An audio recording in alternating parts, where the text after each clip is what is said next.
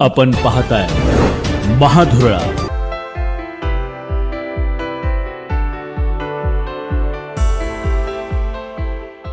नमस्कार, महाधुरळा यूट्यूब चॅनलमध्ये मी गुरु वाळमाळे आपल्या सर्वांचं मनापासून स्वागत करतोय। कोल्हापूर महापालिकेसाठी चुरशीनं मतदान झालेलं आहे। निकालाकडे उद्याच्या लक्ष आहे।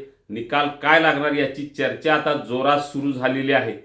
त्यामुळे आपण राजकीय अंदाज देत आहोत। पोलीस आणि महाधुरळाचा हा राजकीय अंदाज आहे। आपल्याला उद्याचा निकाल अर्जंट हवा असेल तर आत्ताच सबस्क्राइब करा महाधुरळा यूट्यूब चॅनल। आता वळूया मूळ विषयाकडे। कोल्हापूर महापालिकेत तिसरी आघाडी या निवडणुकीत उतरली। 49 जागा त्यांनी लढवल्या। आप, राष्ट्रवादी शरद पवार गट आणि वंचित बहुजन आघाडी या तिघांची मिळून तिसरी आघाडी स्थापन झाली। तशी ताकद या एकूणच तिसऱ्या आघाडीची मर्यादित होती, कारण जनसुराज शक्तीकडे काही ताकदीचे उमेदवार अचानक गेले, त्यामुळे तिसऱ्या आघाडीला हे उमेदवार मिळाले नाहीत। काँग्रेसचे आधीच उमेदवार ठरले होते। महायुतीकडे ओढा जास्त होता, कारण सत्तेत महायुती आहे, त्यामुळे तिकडे ओढा जास्त होता। त्यामुळे आपलं अस्तित्व टिकवण्यासाठी तिसऱ्या आघाडीनं या निवडणुकीत ताकदीनं लढा दिला। जे राष्ट्रवादीचे जिल्हाध्यक्ष व्ही पाटील असू दे किंवा आपचे संदीप देसाई या आणि वंचितचे अरुण सोनवणे या तिघांनी काही प्रमाणात हवा तयार करण्याचा प्रयत्न केला आणि काही मतदारसंघात त्यांनी लक्षही घातलं।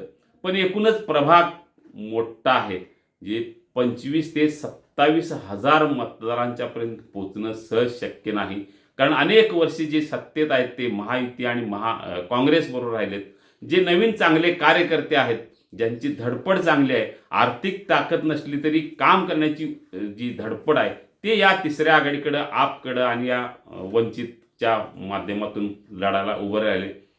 यामुळे एकूणच ताकद सगळ्या मार्गाने कमी पडणार हे निश्चित होतं आणि तेच झालं। समोर बलाढ्य विरोधक आणि त्या बाजूनं दुसरीकडे तिसऱ्या आघाडीचे हे उमेदवार, त्यामुळे तिसऱ्या आघाडीला फारसं यश येण्याची चिन्ह या निवडणुकीत दिसत नाही। पण एक आहे की त्यांच्या अस्तित्वासाठी त्यांनी लढा दिला, त्यांचा स्वाभिमान त्यांनी कायम ठेवला। काही पक्षांनी त्यांना कमी जागा देण्याचा प्रयत्न केला, त्यामुळे बाहेर येऊन त्यांनी आपली ताकद, आपलं अस्तित्व दाखवण्यासाठी या निवडणुकीत भाग घेतला। 4 प्रभागांचा एक भाग असल्यामुळे मर्यादा प्रचारावर प्रचंड आल्या, त्याचा फटकाही निश्चितपणे या तिसऱ्या आघाडीला बसणार हे नक्की आहे। त्यामुळे एकूणच तिसऱ्या आघाडीचं खातं खोलण्याची चिन्ह फार कमी आहेत। मतविभागणीच्या एकूण या फटक्यात एखादा निवडून आला तर येऊ शकतो, पण सध्या तरी तसं चित्र दिसत नाही। उद्या निकाल आहे, आपल्याला लक्षात येईलच। आणखीन एक, शिवसेना उबाटा 6 जागा लढवल्या, त्यांनाही फार मोठं यश येताना दिसत नाही हा अंदाज आहे। त्यांच्या 2 जागा निवडून येण्याची चिन्ह अधिक आहेत, त्या कोणत्या त्या उद्या कळेलच।